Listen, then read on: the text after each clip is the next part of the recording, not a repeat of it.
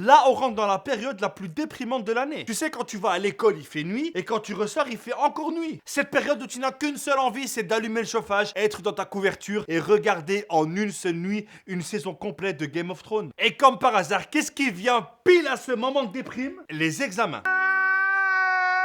C'est qui ce vicieux qui a placé les examens en été quand il fait très très bon et en hiver quand tu commences à remettre toute ta vie en question? Alors aujourd'hui, je vais te donner quelques conseils pour bien réussir tes examens. Alors déjà, premier conseil, faut pas être con. Je sais que ça paraît bête, mais c'est vrai. Si t'es con, ça va pas le faire. Donc s'il te plaît, ne sois pas con, hein, voilà. Alors déjà, évite d'étudier dans ton lit. Et encore moins allongé. Parce que je ne sais pas si t'as remarqué, mais pendant les examens, ton lit, c'est l'île de la tentation. Et il n'y a rien de plus agréable au monde que ton lit à ce moment-là. Évite de faire des nuits blanches. Parce que quand tu dors, ton cerveau, il remet toutes les idées en place. Et c'est très important pour bien comprendre. C'est comme quand ta mère, elle te donne une gifle quand tu fais une bêtise. Hein, grâce à la gifle, toutes tes idées sont en place. Et puis en faisant une nuit blanche, t'as énormément de chances de t'endormir en plein milieu. Et t'arriveras à ton examen non seulement en retard, mais en plus t'auras tout oublié. Et tu vas rater ton année, t'auras pas ton diplôme, t'auras pas ton travail et tu pourras pas me payer. Y'en a marre!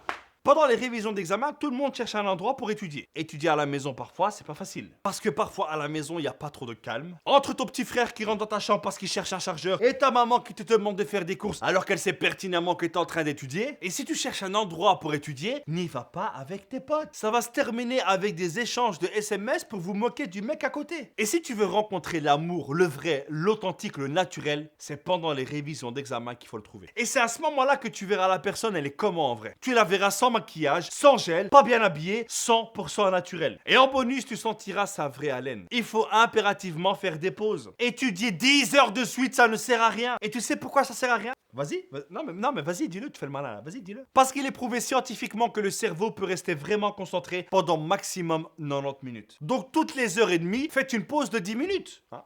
Ça vous donnera le temps de regarder 3 de mes vidéos. Il te faut aussi un espace de travail. Et je le rappelle, le lit n'est pas un espace de travail. Le lit, c'est pour dormir ou déprimer, pas pour travailler. Ou alors tu peux travailler ta déprime, mais là, ça sert à rien. Il faut un bureau, une chaise et le silence. Éteignez le Wi-Fi, hein. Il n'y a pas de Instagram, Snapchat, Facebook. De toute façon, tout ce que vous y retrouverez, ce sont des mecs qui se plaignent en disant « Oui, étudier, c'est super difficile. » Ou alors, parfois, tu peux aller sur Facebook pour regarder encore une de mes vidéos. Ok, c'est vrai, c'est un moment difficile, c'est un moment qui est pas agréable, mais au moins à la fin, tu pourras sortir cette fameuse phrase. Oh, moi, pardon, j'ai pas entendu. J'ai un master. Et ça, c'est la classe quand même. C'est pas comme moi. Oh, moi, je fais des vidéos sur internet.